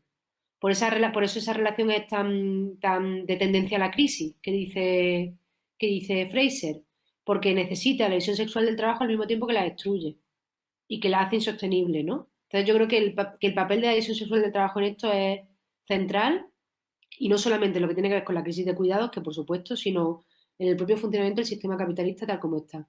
También la contradicción que tiene que ver con la ecología, ¿eh? O sea que yo creo que al final también podríamos estar hablando de cómo el capitalismo necesita de la naturaleza al mismo tiempo que la destruye. Pero bueno, que tiene mucho que ver con esa idea. Luego, con lo de la violencia, absolutamente. O sea, hay una cosa que es clave. Por eso al final muchas veces es lo que hablábamos antes, por ejemplo, con lo de la autonomía económica. O sea, sin autonomía económica es muy difícil salir de la violencia. También os digo que, además esto está más que explicado, que también hay muchas mujeres con recursos que tampoco salen de la violencia. O sea, que la violencia no tiene que ver con una condición de clase, sino que la violencia que la violencia se da en tanto que hay un sistema patriarcal de dominación. Pero claro, sin alternativa económica es muy, muy difícil salir de la violencia. Por eso es tan fundamental poner en marcha políticas públicas que precisamente atiendan a esta autonomía económica y que atiendan a la autonomía económica no solo de las víctimas de violencia de género, sino a todas las víctimas de violencia machista. O sea que también hay muchas víctimas de violencia machista que no son víctimas de su pareja o expareja, que es un poco también lo que estamos haciendo desde el Ministerio con la Ley de Libertad Sexual, que es esa idea de atender a todas las violencias, la violencia de género, que es la violencia pareja o expareja, la violencia sexual, la violencia económica y todas las formas de violencia, atender a todas las víctimas, porque hasta ahora en España las víctimas, que hay víctimas de primera y víctimas de segunda. Si tú eres una víctima de violencia de género porque te pega tu marido o tu marido, o tu novio o tu exnovio, tienes un sistema de protección como víctima de violencia de género. Pero el que si te pega es un desconocido o un compañero de clase o una persona con la que no tenga una relación sentimental o hayas tenido una relación sentimental, no eres víctima de violencia de género. Entonces lo que hay que hacer es precisamente poner a todas las víctimas al mismo nivel y dotar a todas las víctimas de recursos económicos. También a las que no tienen papeles, ¿eh? Porque una de las grandes disputas con el PSOE tiene que ver precisamente con que ellos siempre se olvidan de las mujeres en situación administrativa irregular. Y eso creo que es también una cosa que hay que decir mucho porque al final también hay víctimas de primera y víctimas de segunda. Luego, lo que planteas, por ejemplo, la municipalización. A mí eso me parece una medida esencial. Y creo que, de hecho, en Córdoba, o sea, que hemos tenido servicios públicos municipales que han sido de referencia en muchos sitios, o en otros ayuntamientos en los que se ha gobernado en otros tiempos. Bueno, se sigue gobernando como en Madrid, en el de Rivas. Y yo creo que es fundamental, porque hay una cosa también que dicen las feministas, por ejemplo, Maya Pérez Orozco dice mucho. Uno de los temas con el tema de cuidados a evitar también es la mercantilización de los cuidados. Es decir, por ejemplo, el servicio, yo no sé en Andalucía, pero el servicio de atención a domicilio en Madrid está privatizado y lo lleva CLECE, que es la empresa de Florentino Pérez. O sea que también hay una parte que tiene que ver con que las condiciones sean dignas y que además no sea un nicho de mercado en el que empresas como, pues eso, o sea, Florentino Pérez está al mismo tiempo que reformando el Bernabéu, haciendo carreteras y llevando trabajadoras al servicio de atención a domicilio en las casas por menos de 900 euros. O sea, que hay una parte que tiene que ver con que tienen que ser trabajos que efectivamente tienen que tener unas condiciones dignas. Y yo creo que remunicipalizar o tener servicios municipales de atención, como lo que os decía antes del Barcelona Me Cuida o el Barcelona Cuida, pues creo que es una garantía de que esas condiciones son dignas. Y eso tiene que ver también con lo del plan de conciliación, que es lo que os contaba antes del plan corresponsable, que es lo que dices que se habló en la red de feminismo. Nosotros desde el Ministerio de Igualdad estamos impulsando una nueva política pública que hemos llamado Plan Corresponsables, que son los 200 millones estos que os contaba. Entonces, lo que estamos ahora es una fase de negociación con las comunidades autónomas. Posiblemente se anuncie en próximos días, en el entorno del 8 de marzo, o sea que creo que va a ser una cosa importante que además va a tener repercusión, no creo que tanta como lo de la ley trans, pero bueno, lo pelearemos para que la tenga. Y bueno, lo que hacemos con el corresponsable es precisamente bueno, transferir dinero a las comunidades autónomas, como se hace con el Pacto de Estado de Violencia, para que ellos articulen políticas públicas de cuidado. Pero bueno, las condiciones en las que hemos llegado al acuerdo pues establecen una serie de criterios, como por ejemplo que tengan condiciones laborales dignas, que tengan, o sea, como que hemos planteado una serie de marcos de los que no se pueden salir las comunidades autónomas para destinar los fondos. Porque es verdad que al final con el sistema de competencias transferidas que tenemos en el Estado español, pues al final estas políticas, luego en gran medida quienes tienen las competencias son las comunidades autónomas. Pero bueno, que yo creo que es un plan que eso nosotros llamamos política semilla, porque es una política que lo que pretende es como germinar el sistema estatal de cuidados y que es un primer paso porque sí que plantea lo que os decía, o sea, una lógica de atención a los cuidados que va más allá de lo que se ha entendido hasta ahora y que pretende ser un apoyo a la familia en el cuidado de hijos. Y además el hecho de que lo hagamos desde el Ministerio de Igualdad tiene como un componente importante que es que se entiende como una política de igualdad. O sea, que se le da esa perspectiva feminista en el sentido de que se entiende que aunque sea una medida de apoyo a la familia, las beneficiarias fundamentales de esa medida van a ser las mujeres, porque van a tener más recursos para atender a los cuidados. Y luego con lo de la equiparación de permisos, por supuesto. O sea, yo creo que hay como dos debates con esto. Que yo, con la polémica que hice, o sea, que lo seguimos mucho cuando se dio. Bueno, pues básicamente porque las compañías también sepan, o sea, cuando este año ya se ha aprobado el presupuesto en la equiparación total de los permisos de maternidad y paternidad, que son de 16 semanas intransferibles, y es verdad que muchas feministas, fundamentalmente grupos muy vinculados al tema de la crianza y la crianza con apego y las maternidades con protección y tal, plantearon que, que al final estamos atendiendo antes a los hombres que a las necesidades de que se ampliara el permiso de maternidad. Es decir, que al final la realidad es que el permiso de maternidad sigue siendo un permiso de maternidad que es de muy poco tiempo. O sea, de hecho, yo no conozco a ninguna mujer, a ninguna, y tengo un montón de entornos de madres con hijos pequeños, que esté a las 16 semanas deseando volver a trabajar. O sea, que al final todas hacemos malabares para juntar el permiso de lactancia, que lo acumulo con el de vacaciones, con no sé cuánto, para intentar alargar mínimo hasta los 6 meses la baja de maternidad, porque además, ahora que yo, por ejemplo, he dado pecho a mi hija hasta el año y medio. O sea, que además todas las recomendaciones médicas te dicen que hay que mantener la lactancia exclusiva hasta los 6 meses, y la verdad es que al final es inviable. O sea, si tú tienes que incorporar a las 16 semanas que la criatura tiene 4 meses y medio, ¿cómo coño va a mantener la lactancia hasta los 6 meses en exclusiva? Entonces yo creo que sí que es verdad que la ampliación de permisos es fundamental, y ahora digo por qué creo yo en concreto que es fundamental, pero también es verdad que es urgente atender a la necesidad de ir ampliando los permisos para que los permisos de maternidad sean de más duración, o ambos. O sea, que yo creo que hay que ir ampliando los permisos en paralelo. La movida es que al final los costes son mucho mayores cuando amplían los permisos de paternidad, porque al final el número de hombres trabajando, o sea, que tiene también que ver con eso. Pero bueno, que yo creo que sí que no es incompatible defender la equiparación de permisos, que yo la defiendo, con plantear que es necesaria una ampliación de los permisos para poder atender la crianza, sobre todo hasta los primeros 6 meses de vida. Y con lo de los permisos, fíjate, a mí me parece que es elemental, fundamentalmente por esto que os cuento. Y tengo el ejemplo de mi pareja. Mi pareja es periodista. Él tiene unos hijos mayores que ahora tienen 16 y 15. Cuando sus hijos nacieron, él tuvo 2 días de permiso, que con 2 días te da tiempo para ir a hacer la gestión del registro civil y poco más. Cuando nació mi hija, él tuvo 1 mes de permiso. Para él eso fue un cambio, pero, o sea, no os podéis hacer una idea de lo que significó poder estar conmigo, que además yo tuve un parto muy complicado y estuve 15 días hecha una mierda. Y con la niña, el primer mes, o sea, ¿cómo ha cambiado eso? Por un lado, la relación de él con la crianza y la relación de él con los cuidados, y luego también por otro, cómo lo viven en su empresa. Porque yo creo que lo más relevante de la equiparación de permisos es que hace que a las mujeres ya no se les penalice por quedarse embarazadas. Es verdad que esto también es relativo porque al final el que te quedes embarazada y tengas un hijo, como si de pronto se te acaba el permiso y ya no tienes hijo que cuidar. O sea que al final la discriminación por maternidad se da a lo largo de toda la vida, no solamente durante el permiso.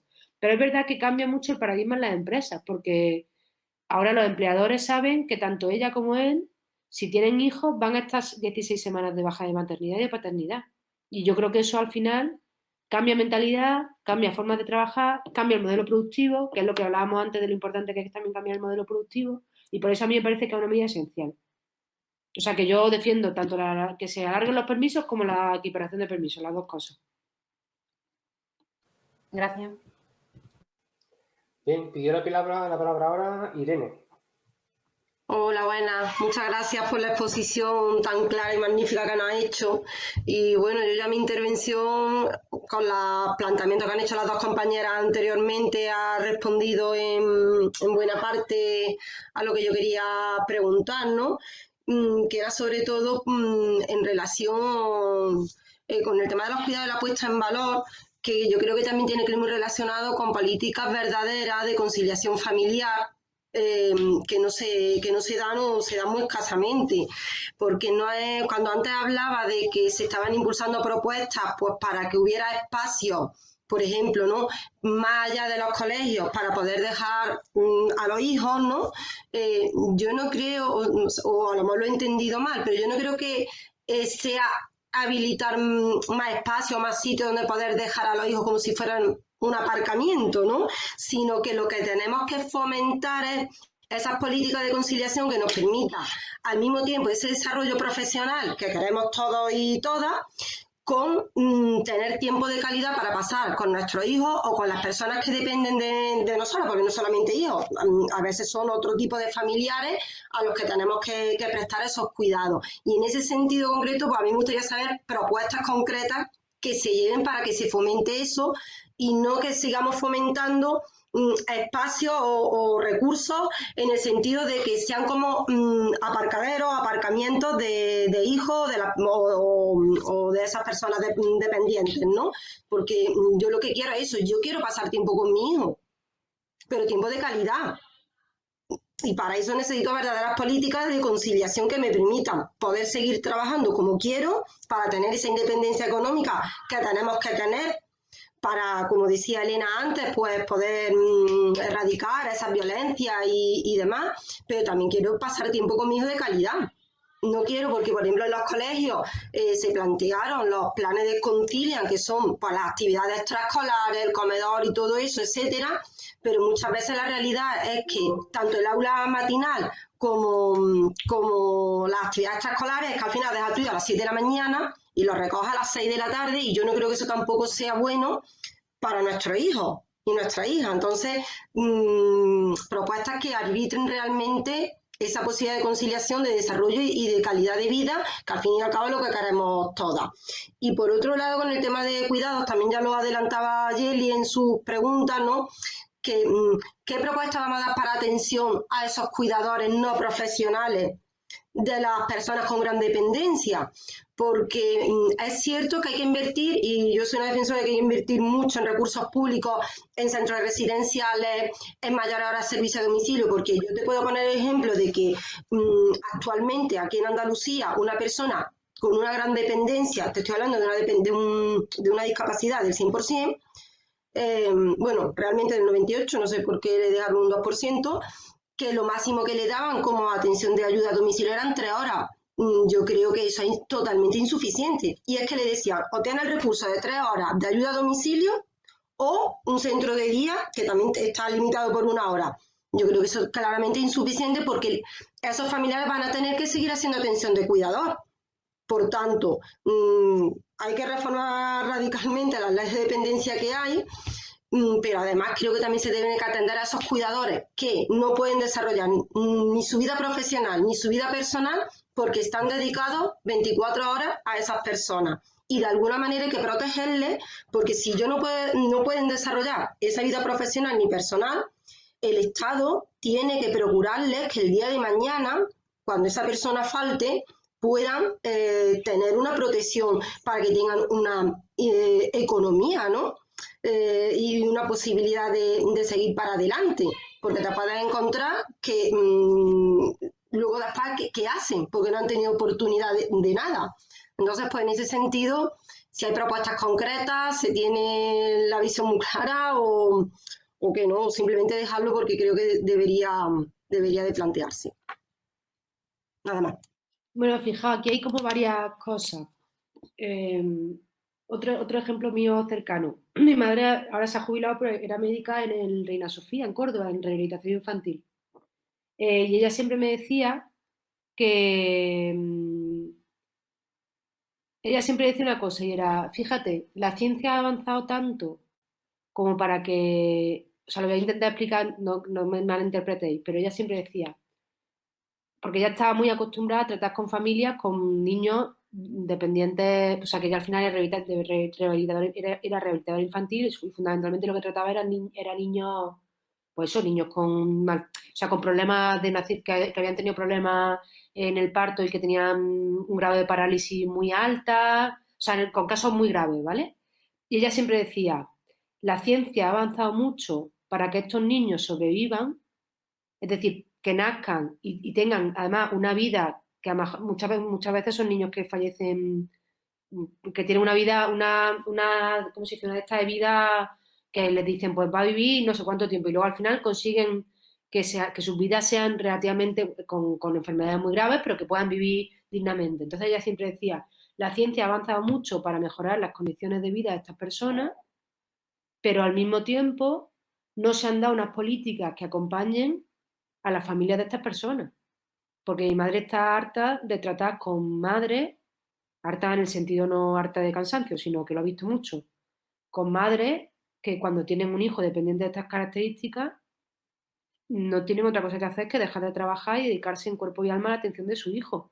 Y ella siempre hacía esa reflexión, porque era como qué contradictorio es que la ciencia nos permita y haya avanzado tanto para que estas personas vivan o sobrevivan con relativas condiciones, al mismo tiempo que no ha habido una política pública de acompañamiento de estas familias. O sea, de acompañamiento para que las familias y quienes cuidan de esos niños tengan unas condiciones también de vida dignas.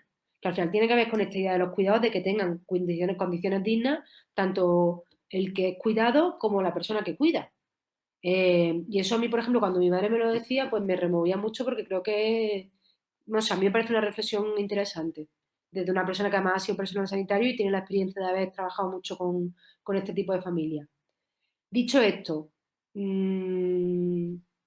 yo soy, o sea, yo soy, por ejemplo, en el Ministerio tenemos muchos debates con esta cuestión porque el tema de los cuidados es un debate muy abierto en el feminismo. Y igual que yo he dicho lo de que es necesario un cambio de paradigma y de que las políticas de igualdad siempre han entendido los cuidados como una carga, también, o sea, que es un debate abierto, ¿eh? Que es contradictorio porque al final es lo que decía antes. Para mí, potenciar medidas que signifiquen la salida de las mujeres del mercado de trabajo no termino de estar convencida de que ese tenga que ser el camino. Yo creo que es mucho más interesante articular medidas que permitan que haya servicios públicos potentes, que haya servicios, no solamente, pero yo he puesto el ejemplo de lo de los colegios y todo este rollo, y lo de Barcelona, pero te comparto contigo que también se trata de que yo también quiero tener tiempo con mi hija. O sea, que yo no he tenido una hija para verla 3 horas al día. Yo he tenido una hija para criarla y para estar con ella y para disfrutar de ella, y no, o sea, que eso yo lo comparto 100%. Lo que pasa es que sí que creo que todas las medidas que se piensen tienen que ser medidas que afecten al conjunto de los trabajadores. Es lo que os decía antes. Yo soy muy favorable a la reducción de jornada, pero no a la reducción de jornada de las madres que soliciten una reducción de jornada, que para mí la pelea es una reducción de jornada del conjunto de los trabajadores. O sea, que todas las personas trabajen menos, no solamente las mujeres que cuidan. Y luego, por ejemplo, con lo de la paga a las cuidadoras, que además sabéis que esto tiene que ver con la ley de dependencia, creo que es un artículo, 40, no me acuerdo el artículo, pero el artículo había un artículo de la ley de dependencia de Zapatero que planteaba la posibilidad. Yo creo que la ley de dependencia tiene como varias cosas que hay que revisar y reformar y además sé por el gobierno que de vicepresidencia segunda, que son quienes llevan todos los temas de dependencia, en concreto la Secretaría de Estado de Servicios Sociales, por ejemplo, ahora han hecho un plan de choque. En pasar estos temas al final se habla todo el día de la bronca entre Unidas Podemos y el PSOE en los medios de comunicación y muy poco de lo que se está haciendo en el gobierno en términos de contenido.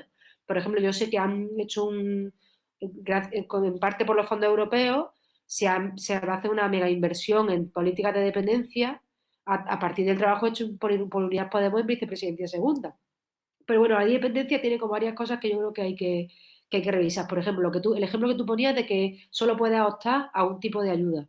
O sea, o tienes una persona en casa, o tienes un centro de día, o sea, eso me parece que no tiene ningún sentido, porque al final una persona que requiere cuidado durante todo el día. Y a lo mejor esa persona pues se va un rato al centro de día y además sí socializa, y luego por la tarde está con una cuidadora, y luego no sé cuánto. O sea, que es absurdo que tengas que elegir una de las opciones.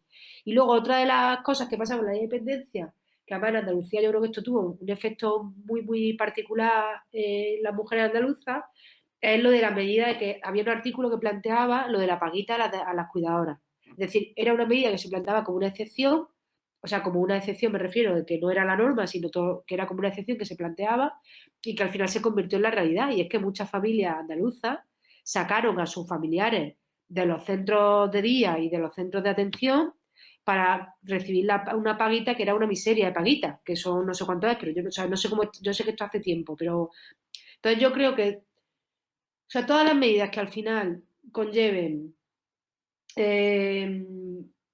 no sé, que las mujeres tengan salarios de miseria. O sea, que yo no, aunque entiendo el planteamiento y os digo que yo en primera persona lo vivo con mi hija, yo creo que todas las medidas tienen que ser medidas que potencien los servicios públicos, que por ejemplo tú puedas tener una persona además especializada que vaya a tu casa 8 horas al día, financiada con dinero público y con condiciones de trabajo dignas, o que tenga sitios a los que ir, o sea, que sea una combinación sea un abanico de opciones a las que tú puedas optar en función también de tus condiciones de vida y tu forma de vida, y que además eso, que sean medidas que se apliquen al conjunto de los trabajadores. O sea, para mí realmente las políticas de conciliación que funcionan son las que le dicen, por eso me parece que el modelo de la equiparación de permisos que hablábamos antes es positivo, porque son medidas que le dicen a todos los trabajadores que tienen que atender al cuidado de hijos, por ejemplo.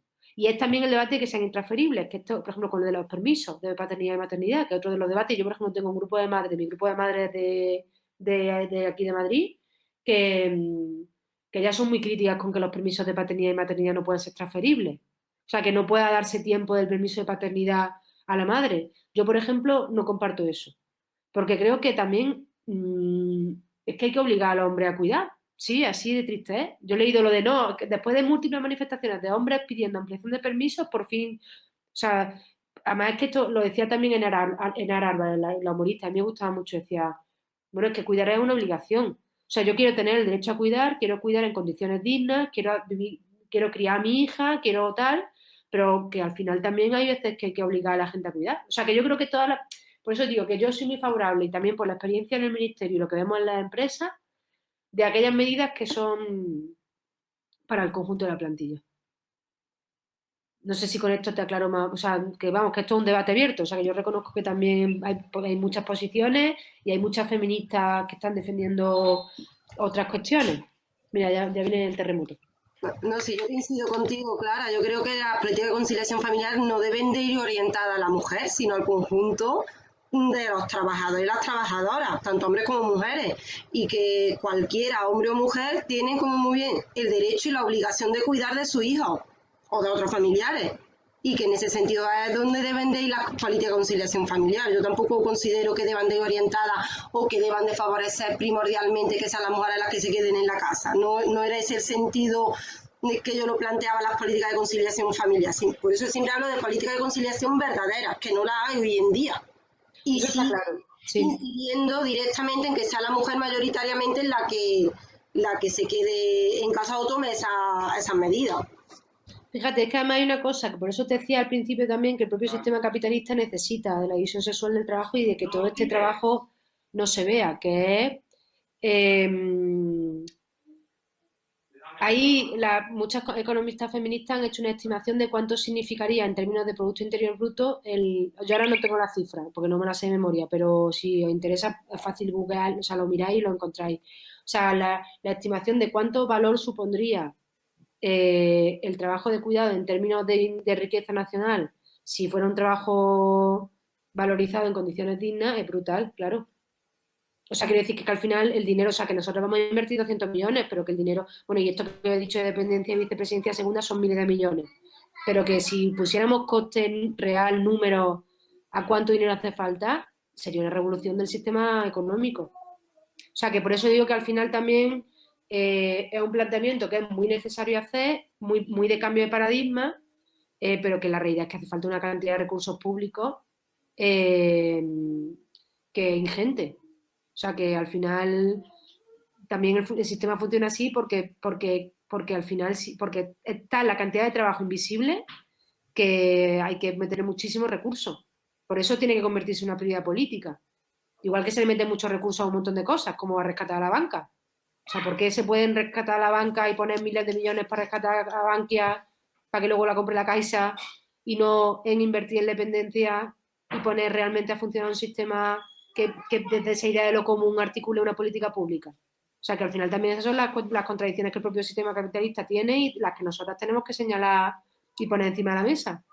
Ahora resulta que nos gastamos, no sé, no es que no ocurre la cifra de Bankia, pero vamos, cualquier cantidad que se nos ocurra de gastos de este tipo y... A ver cuánto dinero de los fondos europeos va realmente para política. Bueno, yo lo de dependencia sé que hay mucha pasta por lo de que os digo vicepresidencia segunda, pero que al final es una reformulación, o sea, que hay una revolución de los cuidados, o sea, que el cambio de paradigma es de una dimensión política extraordinaria, desde mi punto de vista, vamos, y bueno, y de las personas que trabajan en estos temas. Bien, había pedido la palabra ahora Prásede. Sí, buenas tardes ya. Gracias, Clara, por tu intervención tan bien organizada, también tan completa, tan informativa, tan formativa a la vez. Y más teniendo en cuenta de que ya es sábado y que todas queremos y necesitamos un descanso personal como agua de mayo. Yo vuelvo a hacer hincapié a los servicios de ayuda a domicilio, porque pertenezco al grupo de sanidad del partido a nivel andaluz, también a la Red de Salud de Izquierda Unida de Andalucía y en la Coordinadora de Salud de Izquierda Unida Federal. En estos tres grupos, para estos tres grupos he presentado y redactado un documento en el que defiendo y por lo menos recojo las demandas eternas que tiene este servicio de ayuda a domicilio y que tenemos la sensación, ya no solo incluso la gente del partido, porque ya te estoy hablando que es de Izquierda Unida y que es del partido, luego es nuestra gente, son nuestras mujeres las que están ahí dentro sufriendo esta esclavitud por parte de la privatización de este servicio. Creo que deberíamos de posicionarnos ya, incluso públicamente, pero sobre todo políticamente, en organizar algo, hacer algo, algún tipo de políticas que por lo menos vayamos haciendo un anteproyecto, un borrador, que vaya circulando, por lo menos para que genere debate, ya no solo a nivel de partido, sino a nivel social también, porque necesitamos posicionarnos en la defensa de la municipalización de este servicio. Como bien has dicho, y estoy totalmente de acuerdo, es prioritario que sea el sistema, el Estado estatal, el sistema estatal, el que se haga cargo de los cuidados y desde una perspectiva feminista, no solo para que unifique las cuestiones de emergencia que tenemos ahora por culpa de la COVID, sino también a largo plazo para romper el paradigma y cambiar el paradigma de lo que tenemos. Todo eso y no seguir parcheando estas políticas de cuidados que tenemos ahora mismo. Por eso creo que lo mismo no te he entendido bien.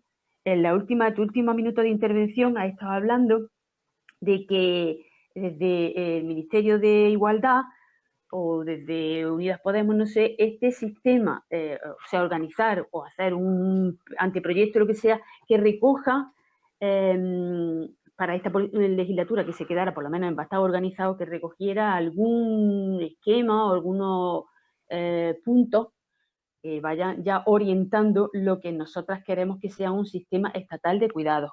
Ahora me especificas si tenéis algo preparado.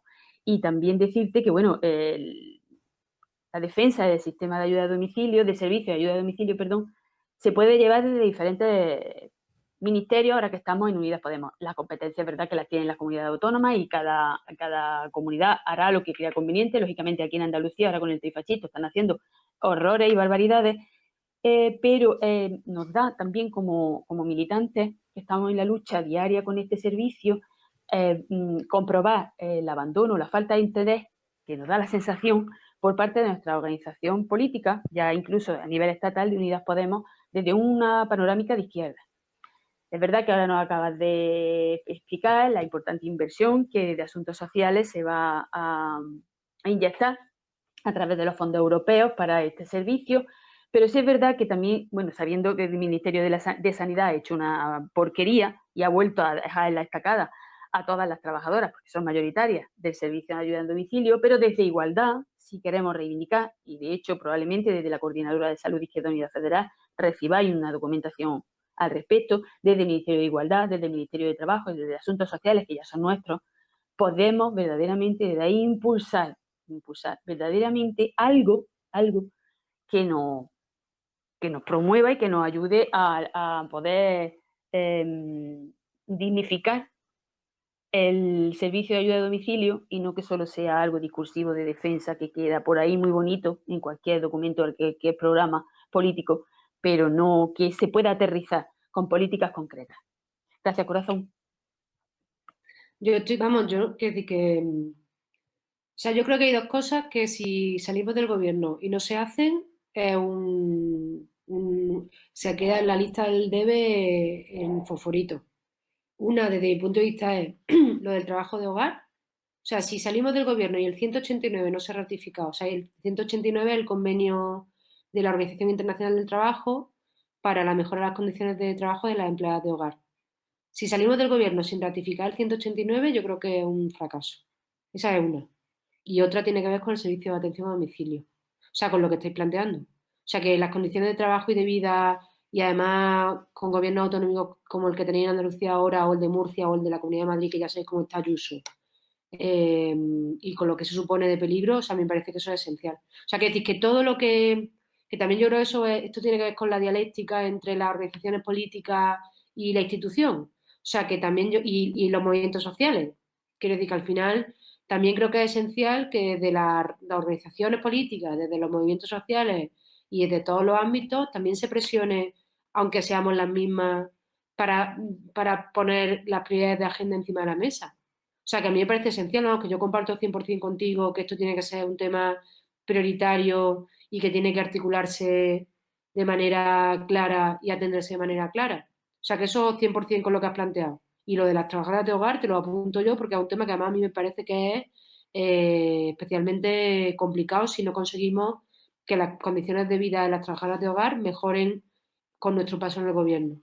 Porque el trabajador de hogar, además, ya sabéis que es un sistema, un régimen especial, iban a pasar al régimen general pero nunca pasaron, si fue una enmienda que hizo que al final cuando tenían que, o sea, que al final hay una deuda con ellas también desde hace ya años que no se puede dejar de atender.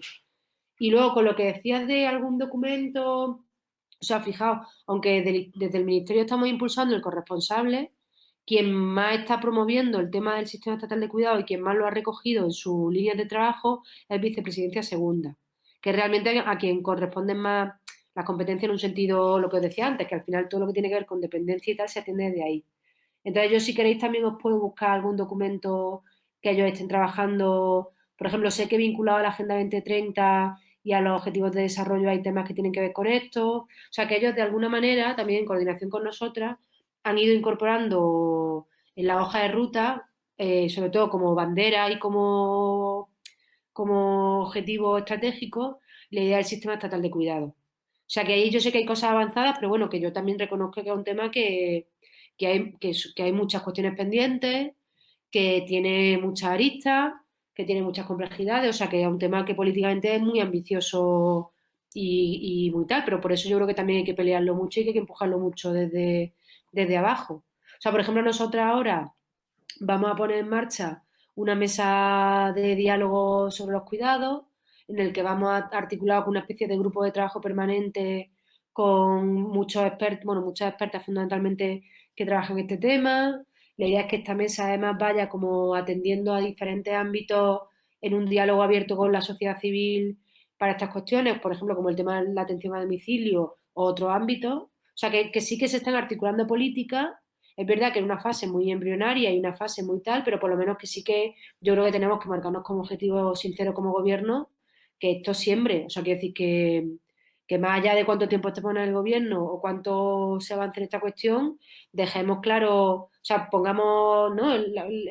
Pongamos la semilla y pongamos la línea. O sea, que no se pueda retroceder, que luego sabemos cómo es todo y luego llegará a un gobierno del PP y no sé qué. Pero que sí que creo que es importante que nosotras como Unidas Podemos nos marquemos como objetivo. En el gobierno avanza mucho en este sentido. Y es una tarea que está en desarrollo y eso tiene mucha complejidad, pero que creo que es fundamental articularla. De hecho, es lo que además nos une con las luchas feministas de la huelga y un poco con todo el feminismo de la cuarta ola que nosotros defendemos, que combina muy bien las luchas por la redistribución, que son estas luchas precisamente, con las luchas por el reconocimiento y con las luchas contra la violencia de género, que son también otro eje vertebral de todo lo que hacemos como ministerio. Pues gracias, Clara, en nombre personal, porque la verdad que es un tema que a mí me toca muy de lleno porque son muchas nuestras mujeres las que están sufriendo esta brecha. Sí. Si puede ser sobre la Agenda 2030, como ya que te has ofrecido, y el plan de choque este nuevo. Sí, te ¿Sí? busco. Y luego Eso. Y lo que te digo, que también yo creo que tenemos, o sea, que si hay que pedir reuniones con la ministra, o sea, que puertas todas las del mundo y haya más. O sea, que esto es empujar. O sea, que también yo creo que por eso que la relación, que esto ya es un debate que trasciende este debate, pero que, vamos, yo también como responsable institucional del PC. O sea, yo creo que nosotros estamos en las instituciones para generar conflictos, que es nuestro trabajo, y creo que para que nuestro peso y nuestro paso en las instituciones tenga realmente relevancia, es fundamental que haya una relación muy dialéctica con la sociedad civil y con las organizaciones políticas, y que haya una relación también contradictoria a veces. O sea, que yo, para mí, es una brújula que tiene que guiar el camino y que tiene que, vamos, que si hay que pegar tirones de oreja y hay que empujar con cosas que están en la agenda pero no se están desarrollando, pues yo lo tengo clarísimo, vamos. Eso queremos. Está en la calle, pero de la mano vuestra también. Está en la calle porque sabemos precisamente que si no hay presión en la calle, se difumina todo y no sirve para nada. Sobre la mesa de diálogo de cuidados que nos ha explicado, ¿tiene fecha? Lo digo porque la plataforma unitaria de cuidadoras de ayuda a domicilio ha pedido varias veces una reunión con la ministra porque quieren unirse con igualdad, con trabajo y asuntos sociales, porque creemos que son 3 pilares fundamentales, teniendo en cuenta que sanidad ya no ha ninguneado. ¿Tiene prevista fecha para que podamos pedir cita y cómo podríamos hacer lo que la ministra nos haga caso? La igualdad, también pedir para asuntos sociales, para trabajar. ¿Cómo podríamos seguir el protocolo para poder reunirnos? O por lo menos que nos hagan caso, o formar parte de la mesa de diálogo, que no nos pase como cuando ha pasado con sanidad y la recuperación, que no han tenido en cuenta los colectivos sociales.